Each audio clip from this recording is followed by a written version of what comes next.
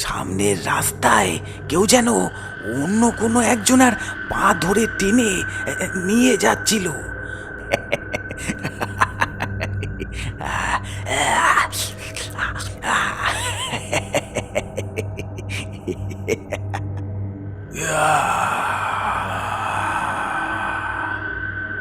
ভেতরে কেউই নেই।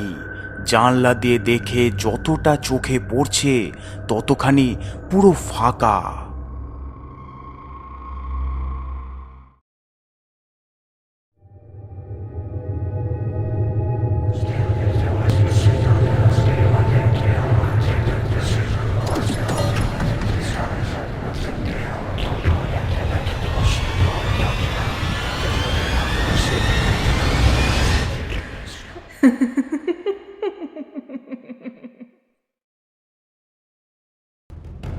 ঘড়ির কাঁটায় রাত 11টা ছুঁই ছুঁই।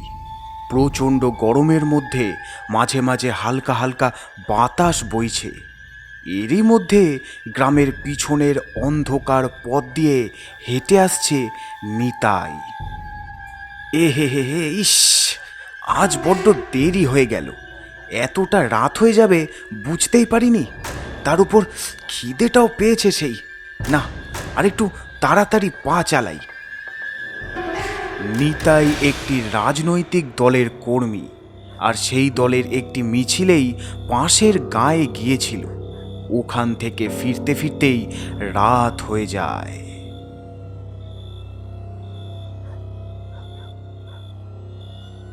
সামনে দুটো পথ। বাঁদিকেরটা দিয়ে গেলে বাড়ি পৌঁছাতে এখনো সময় লেগে যাবে ঘন্টা খানেক মতন। সাধারণত গ্রামের সবাই রাতের বেলায় এই পথ দিয়েই যাতায়াত করে। আর ডান দিকেরটা দিয়ে গেলে বাড়ি ফিরতে সময় লাগবে খুব জোর হলে 15 থেকে 20 মিনিট। কিন্তু কেউ এই পথ দিয়ে রাতে যাতায়াত করে না। সবাই এই পথটা এড়িয়ে চলে। না, ভূতের জন্য নয়, সেরকম কোনো কিছু এখনো অবধি ঘটেনি। কিন্তু এই পথটা বড়ই নিরিবিলি, ফাঁকা, শুনশান পথ। যাওয়ার সময় আশেপাশে একটা ঘর বাড়ি অবধিও দেখা যায় না, শুধুই ঝোপ আর জঙ্গল। তাই মানুষ চুরি, ছিনতাই এসবের ভয়ে এই পথ দিয়ে রাতের বেলায় যেতে চায় না। এমনি এত রাত হয়ে গেছে, এরপর বাঁ দিক দিয়ে যাওয়াটা ঠিক হবে না। আমি বরং এই ডান দিকের পথটা দিয়েই যাই, ও যা হওয়ার হবে। এই বলে নিতাই এগিয়ে যায় ডান দিকের ওই পথ অনুসরণ করে।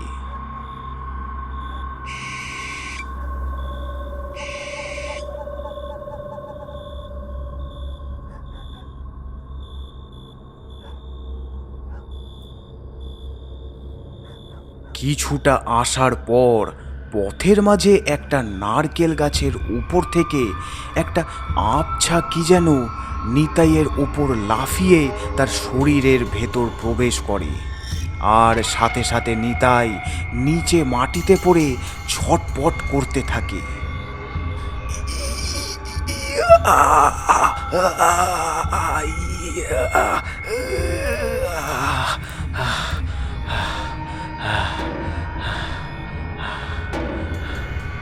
কিছুটা দূরে একটা কুকুর নিতাইয়ের দিকে তাকিয়ে সমানে জোরে জোরে ডেকে যাচ্ছে।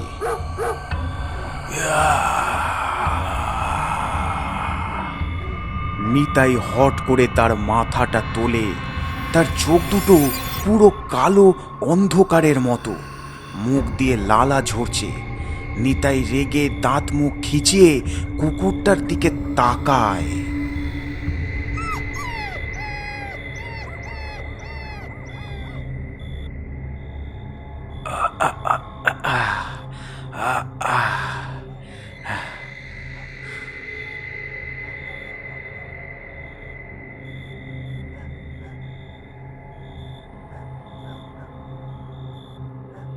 তারপর নিতাই তার বাড়ি ফিরে আসে।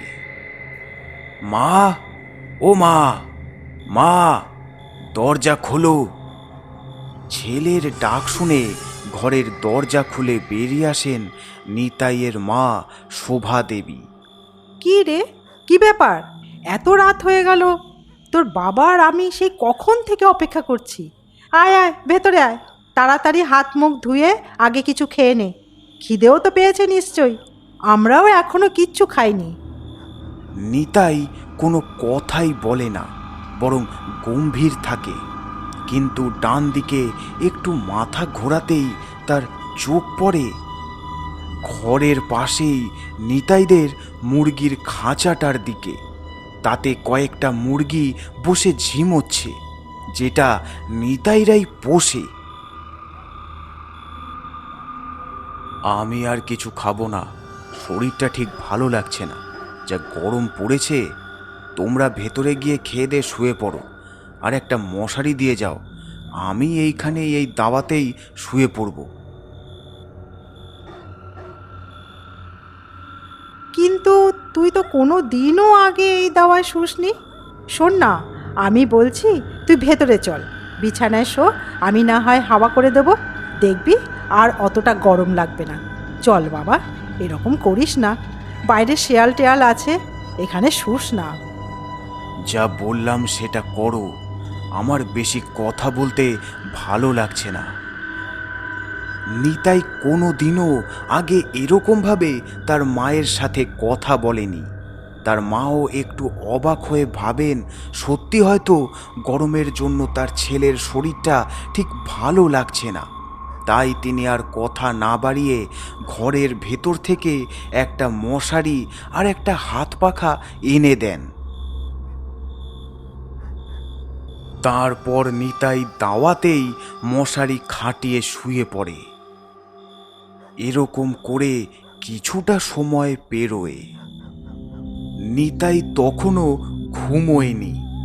সে একটু মাথাটা তুলে এদিক ওদিক দেখে, আর তারপর উঠে বসে মশারির ভেতর থেকে বাইরে বেরিয়ে যায়।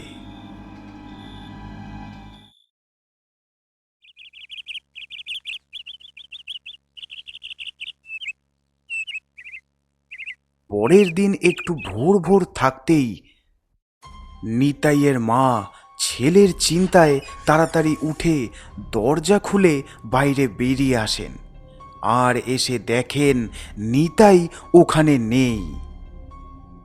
এ কি, খোকা, খোকা কোথায় গেল? খোকা, খোকা! তখনই নিতাইয়ের বাবা সুব্রতবাবুও ঘরের ভেতর থেকে বেরিয়ে আসেন। আরে কি হলো, এই ভোরবেলায় এত জোরে জোরে চিল্লাচ্ছ কেন? দেখো না, বাইরে বেরিয়ে এসে দেখি খোকা এখানে নেই। ও তো কাল রাতে এখানেই শুয়েছিল, তাহলে এখন কোথায় গেল? ও ও হয়তো আশেপাশেই কোথাও আছে। আরে সকাল সকাল তো মানুষ অনেক কাজেই একটু আশেপাশে যায়, সেটা বোঝো না? এমনভাবে চিল্লাচ্ছ, মানুষজন শুনলে ভাববে কি না কি। নিতাই ঠিক চলে আসবে, তুমি এখন তোমার কাজ করো। ওই সময় নিতাই বাইরে থেকে ঘরের দিকেই ফিরে আসে। ওই ওই ওই তো নিতাই আসছে। আমার খুব খিদে পেয়েছে, আমায় কিছু খেতে দাও। পাবেই তো, কাল রাতে তো কিছুই খাসনি। আয় আয়, তাড়াতাড়ি আয়, একটু পান্তা ভাত আছে, ওটাই পেঁয়াজ লঙ্কা লেবু দিয়ে খেয়ে নে। আয় আয়।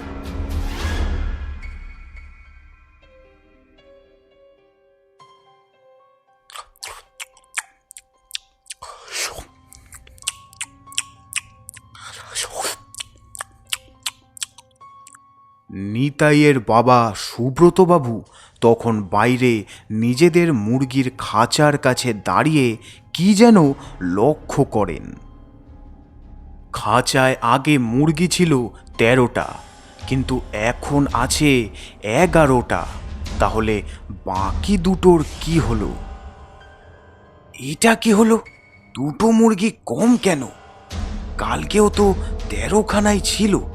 কাল সারাদিন কাজের চাপে খাঁচা খুলে ওদের বাইরে বেরও করা হয়নি, তাহলে দুটো গেল কোথায়? তখনই ওখান দিয়ে নির্মলবাবু আর কানাই তাড়াহুড়ো করে কোথায় যেন যাচ্ছেন। কি হলো নির্মলদা, এই সাত সকালে ওরম তাড়াহুড়ো করে চললে কোথায়? সঙ্গে আবার কানাইটাও আছে দেখছি। হ্যাঁ, ও সুব্রত, আর বলিস না। আরে খবর এলো দক্ষিণের ওই মাঠের দিকে নাকি আমাদের পঞ্চায়েতের ওই সুনীল, ওর ছেলেটার দেহ পাওয়া গেছে। সেও একেবারে বিভৎস অবস্থায়। নিতাই ঘরে খেতে খেতে এই সব কথা মন দিয়ে শুনছে। হ্যাঁ গো সুব্রত দা, ভোরে আমাদের হারান জেলে ওই পথ দিয়ে নদীতে যেতে গিয়ে ওই কাণ্ড দেখে সবাইকে খবর দেয়। তাই তো ওখানেই যাচ্ছি। তুইও তাড়াতাড়ি আয় রে, তুইও তাড়াতাড়ি আয়। এই বলেই ওরা দুজন হাঁটতে হাঁটতে ওখান থেকে চলে যায়। এত বড় ঘটনা, অথচ আমাকেই কেউ কোনো খবর দিল না। এই শুনছো? কই গো, তাড়াতাড়ি এসো, দক্ষিণের ওই মাঠের দিকে একবার যেতে হবে। দক্ষিণের মাঠের কাছে একটা গাছের সামনে গ্রামের মানুষের ভিড়। গাছটার একটা ডালে সুনীল বাবুর ছেলে পঞ্চুর মৃতদেহটা ঝুলছে। মাথা নেই, গলা আর ঘাড়ের দিকটার বেশ কিছুটা অংশ খাওয়া, সেখান থেকেই ফোঁটা ফোঁটা রক্ত পড়ছে।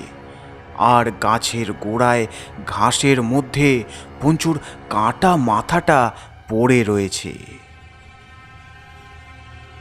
সুব্রত বাবু, শোভাদেবী আর নিতাইও ওখানে এসে উপস্থিত হয়। তারা যেই এই ঘটনা দেখে তাদেরও ভয় শরীর কেঁপে ওঠে। একজনের কাঁধে মাথা রেখে পঞ্চুর বাবা সুনীলবাবু সমানে কেঁদে চলেছেন। দুপুরে নিজেদের ঘরের দাওয়ায় বসে নিতাইয়ের বাবা মা নিজেদের মধ্যে আলোচনা করছে। ইস, ওরম জোয়ান ছেলেটা এরকমভাবে অকালে চলে গেল। যা অবস্থা দেখলাম তাতে তো খুব একটা ভালো মনে হলো না। আচ্ছা, ওকে কি কেউ মেরে ফেললো নাকি গো? তাছাড়া আর কি, এখনকার সময়ের যা অবস্থা। নিতাই বাবা, তুইও একটু সাবধানে থাকিস, তোকে নিয়েই আমাদের যত চিন্তা। নিতাই তাদের কথা শুনে কিছুই বলে না, শুধু চুপচাপ তাকিয়ে থাকে।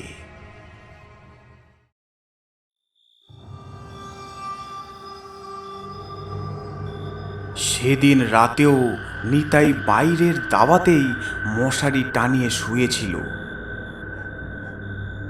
আজকেও নিতাই মাঝরাতে উঠে পড়ে আর মশারির ভেতর থেকে বেরিয়ে হেঁটে বাইরে কোথায় যেন চলে যায়।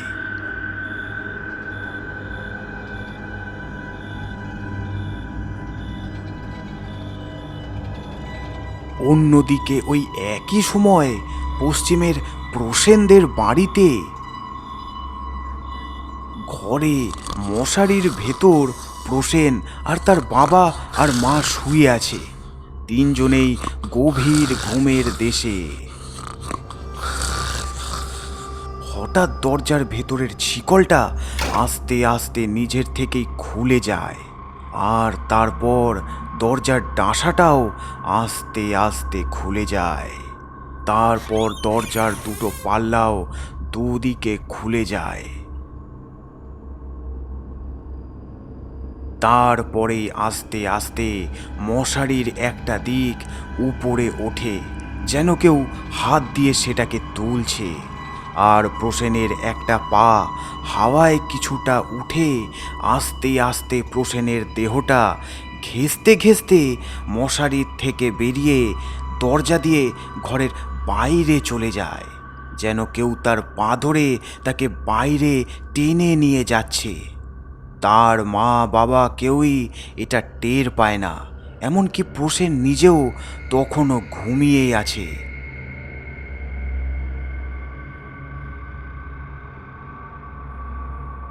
পরের দিন সকালে গ্রামের রতনের বাড়ির পিছনের ঝোপের কাছে প্রসেনের আধ খাওয়া দেহটা পড়ে আছে। তবে এক্ষেত্রেও মৃতদেহের মাথাটা কাটা, আর সেটা পড়ে আছে একটু পাশেই। গ্রামের সবাই শুধু ভয় আর দুশ্চিন্তার সাথে মৃতদেহটার দিকে কোনো রকমে তাকিয়ে আছে। রোশেনের বাবা মা মাটিতে পড়ে হাত পা ছড়িয়ে ছেলের শোকে সমানে অঝরে কেঁদে যাচ্ছেন। এসব হঠাৎ করে এই গ্রামে কি শুরু হলো বলো তো নির্মলদা? পরপর দুটো এরকম অল্প বয়সের প্রাণ এভাবে ঝরে গেল। কে যে মারলো এদের এভাবে? এরপর তো আমারও ভয় লাগছে। আমারও তো একটা জোয়ান ছেলে রয়েছে। সুব্রত, তোর তো তাও ছেলে, আর আমার তো একটা মেয়ে রয়েছে রে। আর এই সময় মেয়েদের বাবা মায়েদের যে ঠিক কতটা চিন্তা সেটা তো তুই জানিসই। তবে যাই হোক, এর কিছু একটা ব্যবস্থা করতেই হবে। গ্রামের পঞ্চায়েতে এই নিয়ে একটা মিটিং ডাকতে হবে। দেখি সবার সাথে আগে কথা বলে।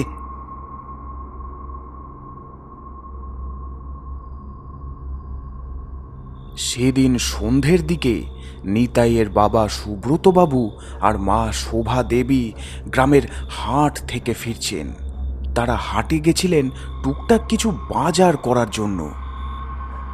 দুজনে ঘরে ফিরে ভেতরে ঢুকতেই যাবে, ঠিক তখনই কিরকম একটা আওয়াজ পেয়ে সুব্রতবাবু থেমে যান আর শোভা দেবীর হাত ধরে ঘরের দরজা খোলার থেকে আটকে দেন।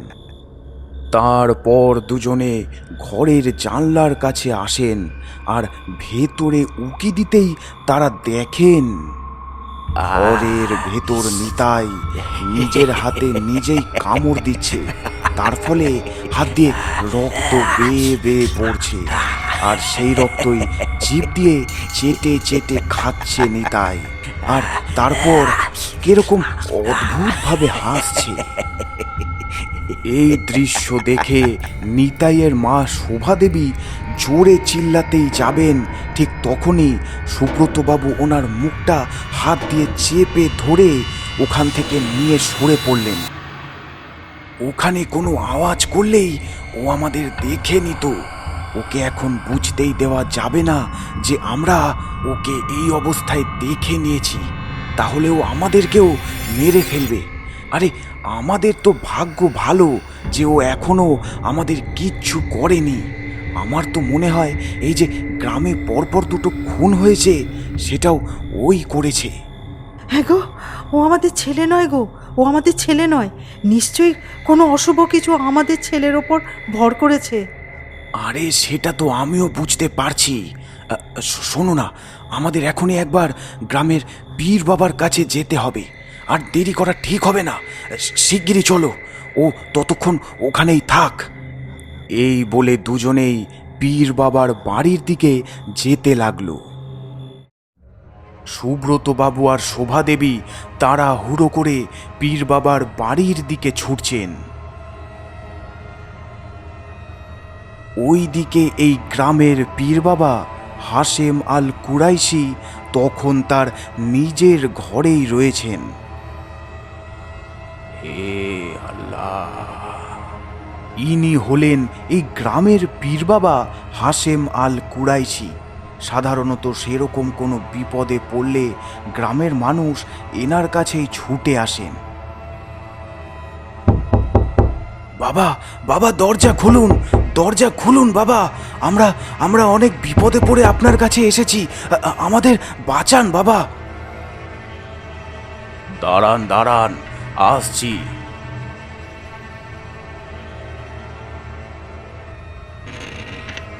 কি হয়েছে? আপনারা এরকম অস্থির হয়ে আছেন কেন? কি হয়েছে আমায় বলুন। তারপর সুব্রত বাবু পুরো বিষয়টাই পীর বাবার কাছে খুলে বলেন। আপনি দয়া করে তাড়াতাড়ি আমাদের সাথে চলুন, নয়তো আমাদের ছেলেটাই শেষ হয়ে যাবে। আচ্ছা আচ্ছা, ঠিক আছে, আপনারা একটু দাঁড়ান, আমি আসছি। এই বলে উনি ভেতরে চলে যান। একটু পরে আবার উনি বাইরে বেরিয়ে আসেন। চলুন চলুন, এবার চলুন। কিছুক্ষণ পর সুব্রতবাবু আর শোভা দেবী পীর বাবাকে নিয়ে নিজেদের বাড়িতে আসেন। বাড়ির উঠোনে এসে এক ধরনের গন্ধ পীর বাবার নাকে যায়। এই গন্ধ তো কোনো ভালো কিছুর সংকেত নয়, কিছু তো একটা আছে এখানে। সুব্রত বাবুর ইশারা পেয়ে ঘরের জানলার দিকে এগিয়ে গেলেন তিনি, কিন্তু জানলার কাছে এসে ভেতরে উকি দিয়ে দেখতেই উনি দেখেন ভেতরে কেউই নেই। জানলা দিয়ে দেখে যতটা চোখে পড়ছে ততখানি পুরো ফাঁকা।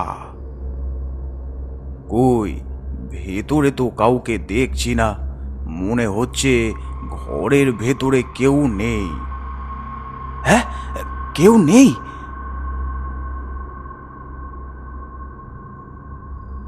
সুব্রত বাবু ভয়ে ভয়ে ঘরের দরজা খুলে এদিক ওদিক ভালো করে উকি দিয়ে দেখেন, কিন্তু দেখা যায় যে সত্যি সত্যি ঘরের ভেতর কেউই নেই। ঘর পুরো ফাঁকা। ইস, তখন যদি একবার বুদ্ধি করে বাইরে থেকে দরজার শিকলটা লাগিয়ে যেতাম, বড় ভুল হয়ে গেল। তখন যা পরিস্থিতি ছিল, ভয়েতেই তো হাত পা ঠান্ডা হয়ে আসছিল, তা আবার এই সব মাথায় আসবে কি করে? কিন্তু ওই গন্ধটা তো আমি এখনো পাচ্ছি। যদিও এখানে নাই থাকে, তাহলে কি গন্ধটা এরকম থাকবে, নাকি ও এখনো আশেপাশেই কোথাও আছে?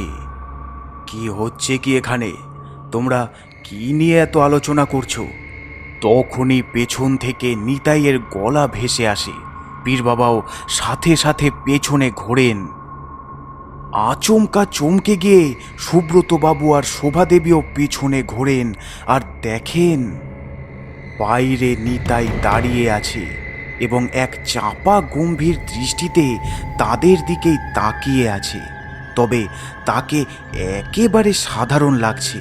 তার মুখে আর জামায় কোনো রক্তের দাগ নেই, এমনকি হাতেও কোনো কিচ্ছু হয়নি, সব ঠিক আছে।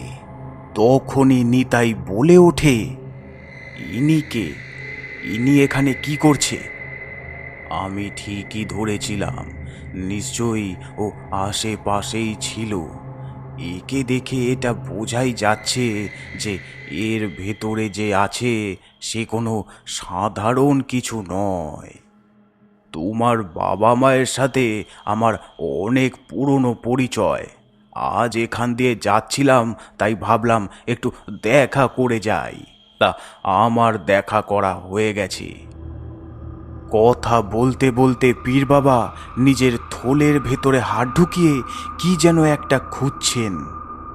এ কি, আমার পবিত্র পানিটা কোথায় গেল? মনে হয় ঘরেই ফেলে এসেছি। ওটা ছাড়া তো একে আটকানো সম্ভব না। আজ আমি আসি। হ্যাঁ, রাতও হয়েছে। আপনি আমায় একটু এগিয়ে দিন, আসুন।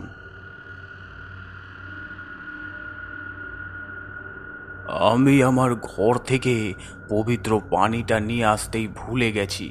ওটা ছাড়া কিচ্ছু করা যাবে না। আপনারা দুজন ততক্ষণ ওর ওপর নজর রাখুন। ভয় পাবেন না, ও যেহেতু কিছুই জানে না, তাই ও আপনাদের কোনো ক্ষতি করবে না। আমি তার মধ্যেই ওটা নিয়ে আসছি। এই বলে পীর বাবা দ্রুত তার বাড়ির দিকে যায়। নিতাইয়ের বাড়ি আসতেই তিনি দেখেন সুব্রত বাবু আর শোভা দেবী দাওয়ায় পড়ে কাতরাচ্ছেন। আস্তে আস্তে উঠুন, উঠুন। কি হলো কি আপনাদের? এরকম অবস্থা কে করলো? আর ওই বা কোথায়? আপনি চলে যাওয়ার পর আমি শুধু ওর কাছে গিয়ে বলেছিলাম যে খোকা তুই ঘরে যা, আমরা এখানেই আছি। আর ঠিক তখনই ও আমাদের গলা টিপে ধরে।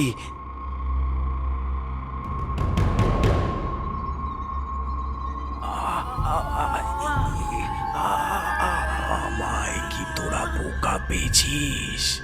যখন তোরা বাইরে দাঁড়িয়ে ওই পীরের কাছে যাবি বলছিলি, তখনই আমি তোদের সব কথা শুনে নি।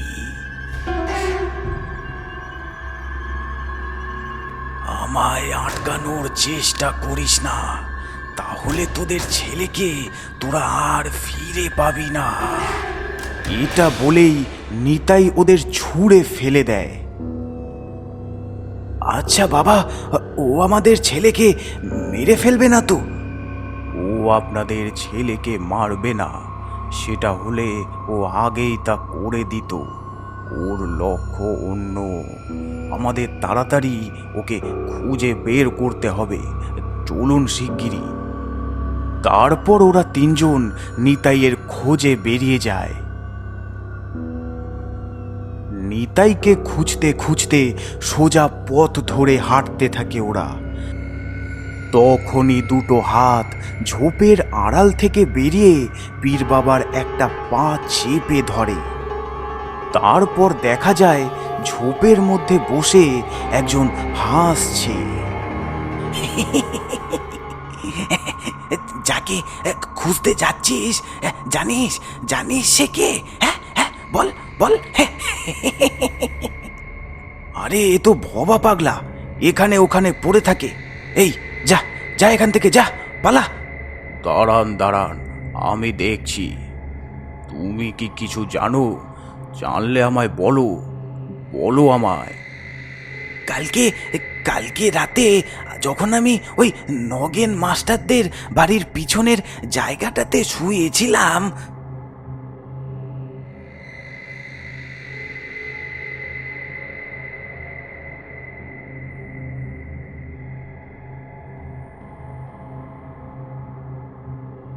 সামনের রাস্তায় কেউ যেন অন্য কোনো একজনের পা ধরে টেনে নিয়ে যাচ্ছিল।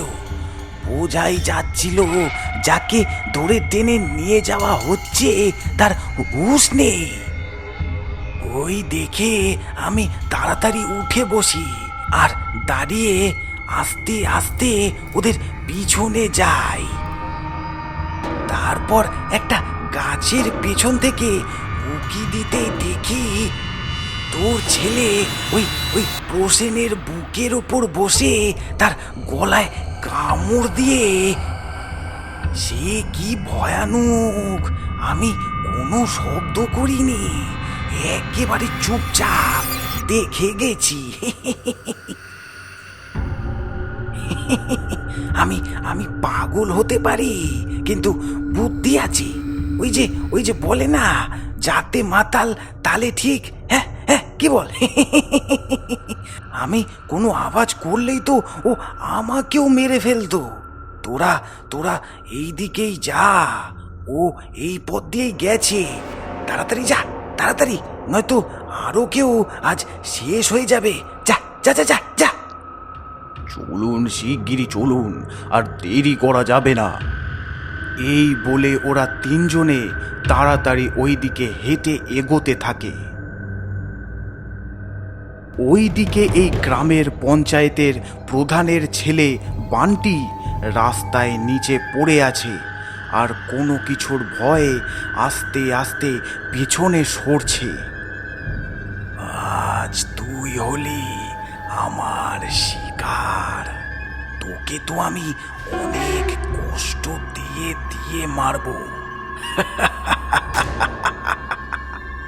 তখনই একটা হাত এসে নিতাইয়ের কাঁধে পড়ে, আর নিতাই থেমে ওই দিকে তাকায় আর দেখে পিছনে পীর বাবা দাঁড়িয়ে। তারপর তিনি তার হাতে থাকা পবিত্র পানি নিতাইয়ের গায়ে ছুঁড়ে দিলেন। সাথে সাথে নিতাই ছটফট করতে লাগলো।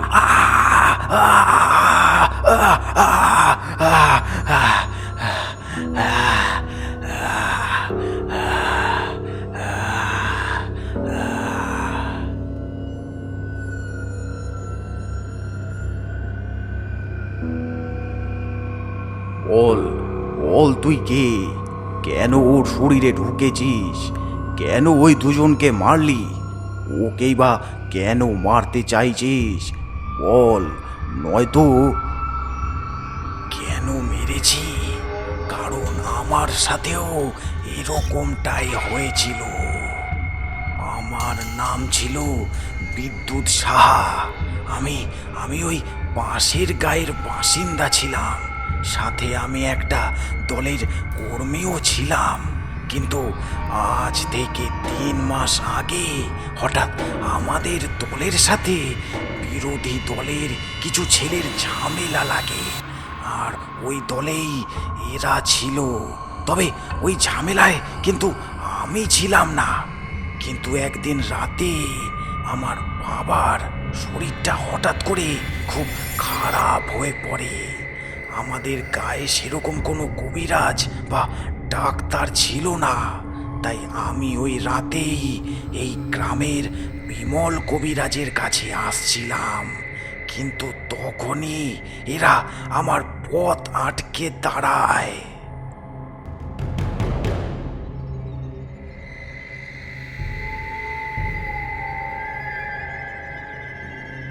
আর আমার পেটে ছুরি ঢুকিয়ে ঢুকিয়ে আমায় মেরে ফেলে।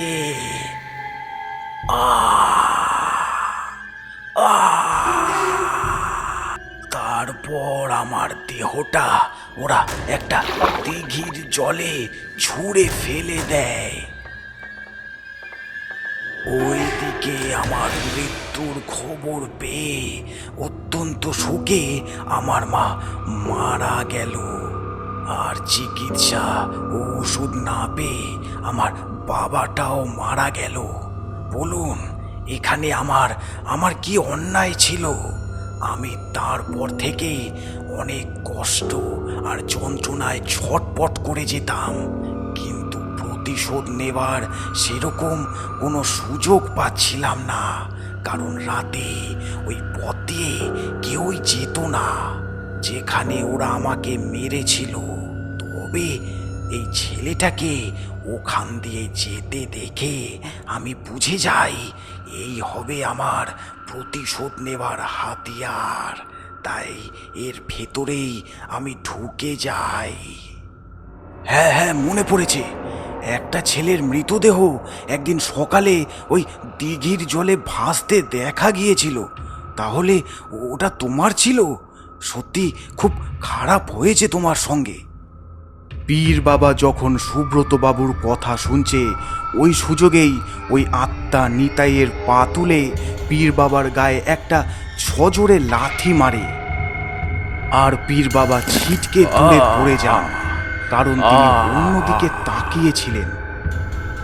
তখনই নিতাই এক লাফ দিয়ে প্রধানের ছেলে বান্টির ওপর এসে ঝাঁপিয়ে পড়ে বান্টির গলা 2 হাত দিয়ে চেপে ধরে। বান্টিও ছটপট করতে থাকে। তারপর জোরে চাপ দিয়ে নিতাই বান্টির মাথা ধর থেকে আলাদা করে দেয়।